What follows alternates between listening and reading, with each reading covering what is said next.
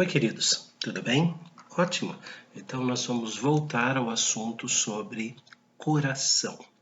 Nós vimos que a palavra coração na Bíblia, ela tem tanto significado físico, o que bombeia o sangue, quanto significado simbólico, né? Lugar das nossas emoções, lugar da reverência a Deus, lugar onde nós começamos a sentir o sentimento que vai gerar atitudes em nós. Né? Por isso que de uma maneira até engraçada, alguns falam que o coração é a maternidade dos sentimentos e ações. Vimos também a parte triste. No último vídeo vimos a parte triste do coração, quando a Bíblia diz que como consequência do pecado de Adão e Eva, o nosso coração ele é perverso, o nosso coração é duro. E essa dureza e essa perversidade de coração nos leva à desobediência constante de Deus. Não apenas aqueles que não acreditam em Deus são desobedientes, seus corações são cegos pelo pecado, como também muitos crentes acabam por, não limpando o coração, acabam tendo o coração perverso e afastado da comunhão com Deus. É muito pesada a palavra que Deus usa com relação a isso, a dar, não nos ouvir quando nós oramos e também deixarmos de lado com relação ao nosso coração, quando ele é perverso.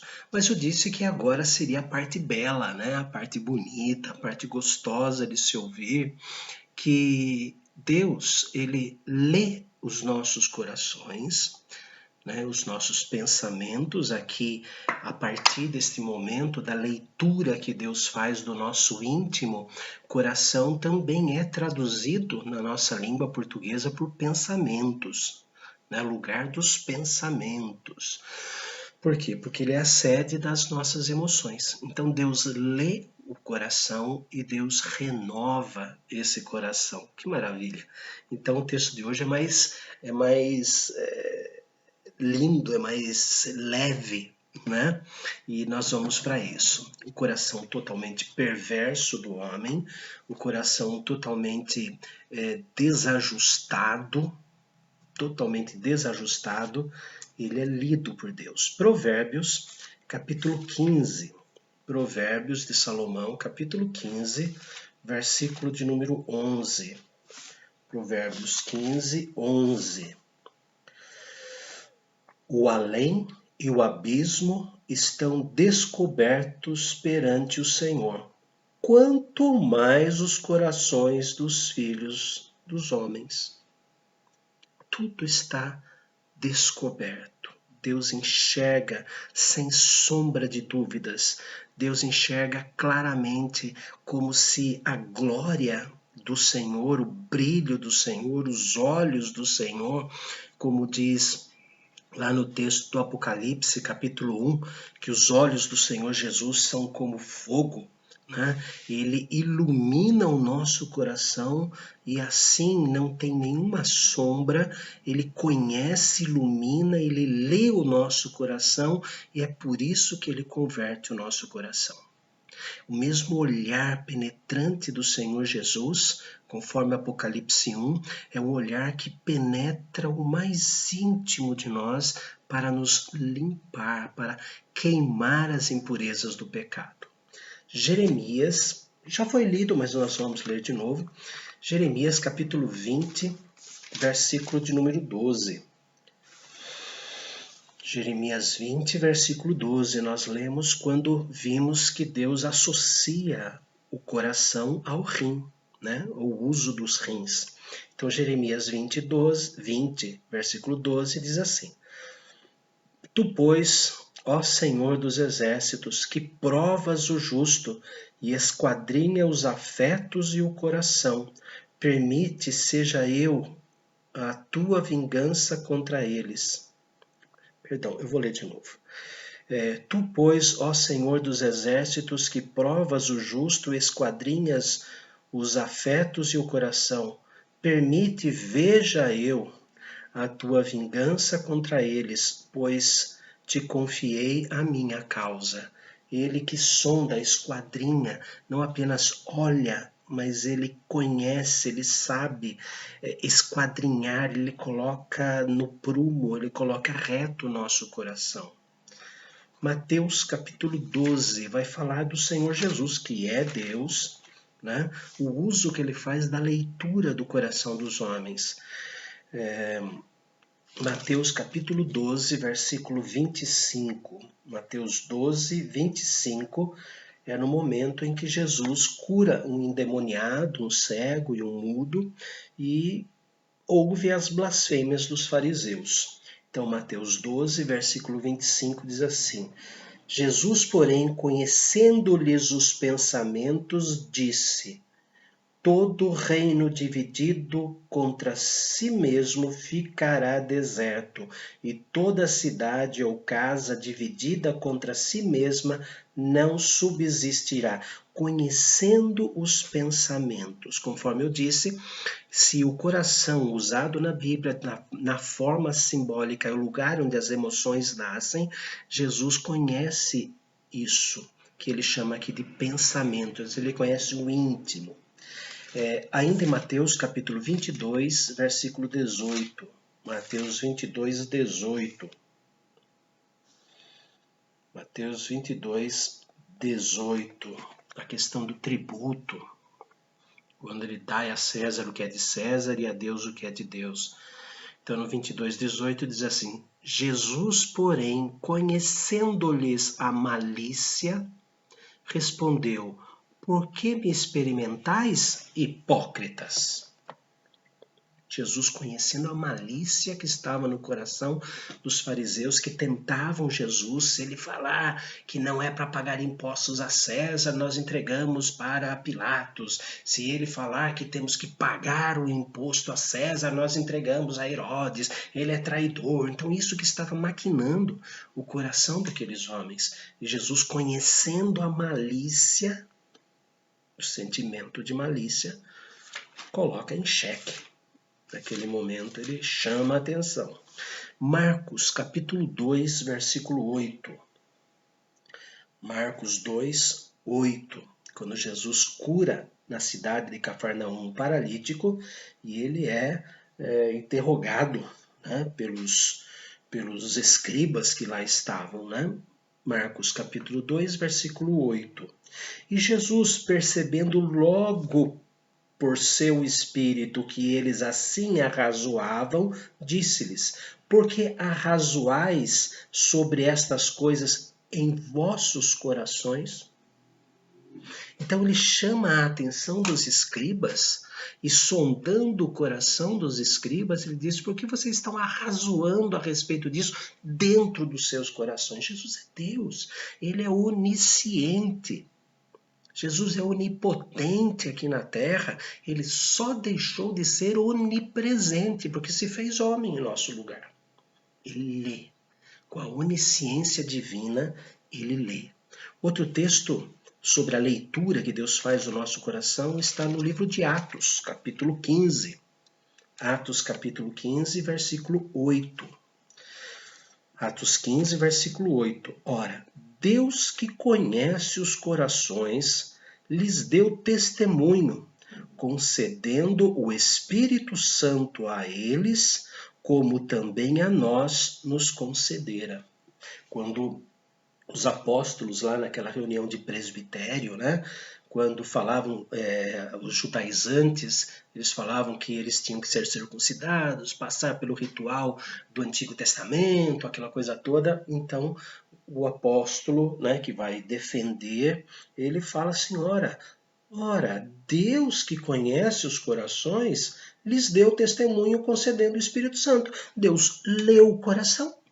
E para testemunhar que leu o coração dos gentios, ele deu o Espírito Santo, da mesma forma que deu para nós. Então, como o agir de Deus, mesmo o coração sendo duro, sendo um coração perverso, ele entra no nosso íntimo. Deus nem sempre responde a nossa oração pelo que eu quero e pelo que eu falo na oração, mas sempre o que eu necessito Ele me dá. Não esqueçamos disso, porque Ele conhece o nosso coração. Às vezes a nossa boca fala uma coisa, mas com o coração, na verdade, nós queremos outra. É por isso que o Espírito Santo intercede por nós. Né? Muitas vezes queremos outras coisas, não aquilo que a nossa boca falou. Graças a Deus que ele esquadrinha o pensamento. Bem, mas o coração duro, perverso, agora lido por Deus, ele é transformado por Deus. Joel, profeta Joel, capítulo 2, versículo 12. Joel 2, 12. Antigo Testamento, né? Profeta menor, antes de Amós, depois de Oséias. Joel 2, 12 diz assim: Ainda assim, agora mesmo diz o Senhor, convertei-vos a mim de todo o vosso coração, e isso com jejuns, com choro e com pranto. Rasgai o vosso coração e não as vossas vestes, e convertei-vos ao Senhor vosso Deus, porque ele é misericordioso e compassivo e tardio em irar-se, e grande em benignidade, e se arrepende do mal, ou seja, ele não faz o mal às pessoas por causa da sua misericórdia. Por que ele leu o meu pensamento? Por que ele leu o meu coração? Para rasgar o meu coração e colocar ali um coração novo. Mateus 22, 37. Mateus 22, 37. O grande mandamento, quando os fariseus e os saduceus tentam derrubar Jesus mais uma vez, né? Mateus 22, 37, Jesus, né? Qual é o maior de todos os mandamentos, né? Respondeu-lhe Jesus: amarás o Senhor, o teu Deus, de todo o teu coração, de toda a tua alma e de todo o teu entendimento. Tem que amar profundamente. Capítulo 8 de Atos, Atos 8, versículo 37. Atos 8, 37.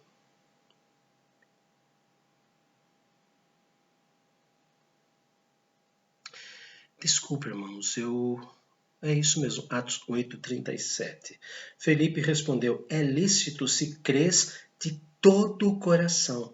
E respondendo ele, disse: creio que Jesus Cristo é o Filho de Deus. Quando Felipe tem um encontro com o eunuco, né, e o eunuco está lendo Isaías, e Felipe interpreta Isaías para ele, falando sobre o Senhor Jesus, e o eunuco fala: o que impede ele ser batizado? Né? Daí respondeu: é lícito, sim, pode ser batizado se você crê de todo o coração. E ele então se entregou a isso. Quando nós nos arrependemos do fundo do coração, nos arrependemos, nós passamos por uma outra etapa. O nosso coração passa a ter um outro detalhe muito importante que Deus nos dá. Salmo 119, versículo 2 e o versículo 37. Salmo 119, 2 diz assim: bem-aventurados os que guardam as suas prescrições e o buscam de todo o coração. A palavra prescrição, logo nos primeiros vídeos que eu coloquei aqui, né, os 8 nomes que Deus usa no Salmo 119, procure lá, 8 nomes para a Bíblia no Salmo 119. Prescrição é a mesma coisa que receita. Ele prescreveu uma receita. E aqui fala: bem-aventurados os que guardam, praticam a sua receita e o buscam de todo o coração. Se o coração é o lugar onde as nossas emoções nascem, então nós temos que buscar Deus com ele, com as nossas emoções. Versículo 37 agora. Versículo 37 do Salmo 119 ainda. Versículo 34. Dá-me entendimento e guardarei a tua lei, de todo o coração a cumprirei. Senhor, me faça entender a tua palavra, porque eu preciso entender a tua lei, e de todo o coração eu a cumprirei, com todas as minhas emoções. Provérbios capítulo 3, versículo 5, Provérbios 3, versículo 5, mostra uma terceira etapa, né? Deus lê o meu coração, Deus me leva o coração ao arrependimento, Deus coloca obediência no meu coração, e agora Deus coloca, Provérbios 3, versículo 5, confiança. Confia no Senhor de todo o teu coração e não te estribes no teu próprio entendimento. Pela graça sois salvos mediante a fé. E isto, a fé, não vem de vós, é dom de Deus, não de obras para que ninguém se glorie. Efésios capítulo 2, versículos 8 e 9. A fé é aquele sentimento de confiança. Eu passo a confiar de que na cruz do Calvário ele pensava em mim, ele pensava em ti, ele pensava em nós, como diz o cântico espiritual. Eu passo a confiar de que realmente aquilo é verdade.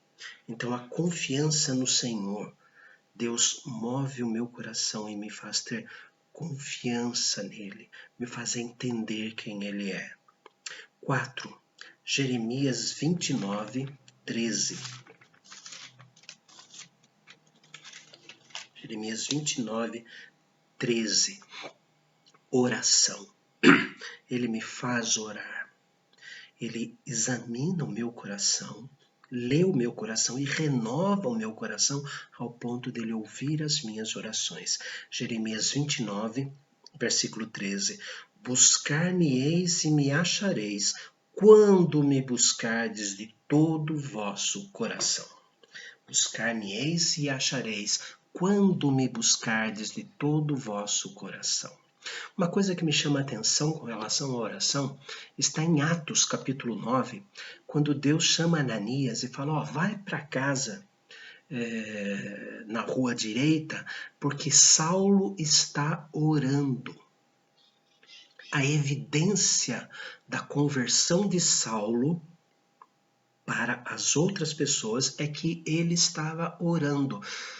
Creio eu que foi a primeira oração que Deus ouviu do apóstolo Paulo, né? Enquanto Saulo. Por mais conhecimento que ele tinha das Escrituras, ali é a primeira vez que aparece que Deus ouviu a oração de Saulo. Deus ouve a nossa oração a partir do momento da nossa conversão. Enquanto nós desviamos o nosso coração, enquanto nós nos desviamos para ouvir a lei do Senhor, a nossa oração é abominável. É uma palavra terrível, mas está ali.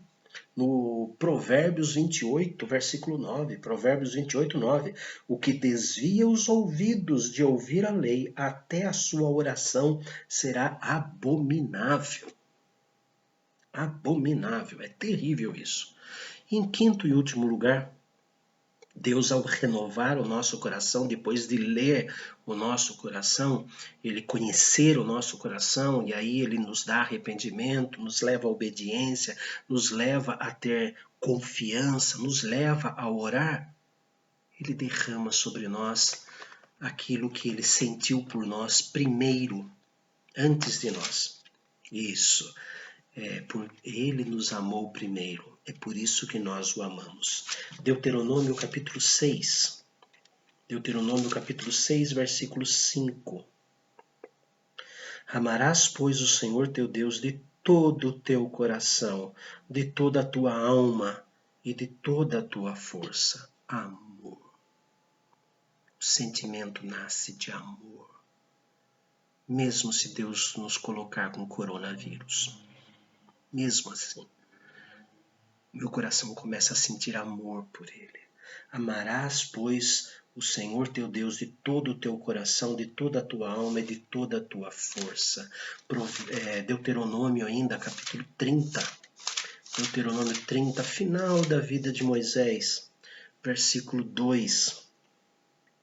Diz assim: E tornares ao Senhor teu Deus, tu e teus filhos, de todo o teu coração e de toda a tua alma, e deres ouvidos à voz segundo tudo que hoje te ordeno, então o Senhor teu Deus mudará a tua sorte e se compadecerá de ti e te ajuntará de novo de todos os povos entre os quais te havia espalhado o Senhor teu Deus. Sobre as promessas de misericórdia. Nosso coração ou é físico, a Bíblia, ou é símbolo, metáfora de sentimento. É o lugar onde os sentimentos nascem. Nosso coração foi contaminado pelo pecado de Adão e Eva. Por isso que o nosso coração, mesmo depois da conversão, continua corrupto. Continua se desgastando, corroendo, sentido de corrupto, corroendo. É enganoso, nós nem mesmo conhecemos a nós mesmos, não é?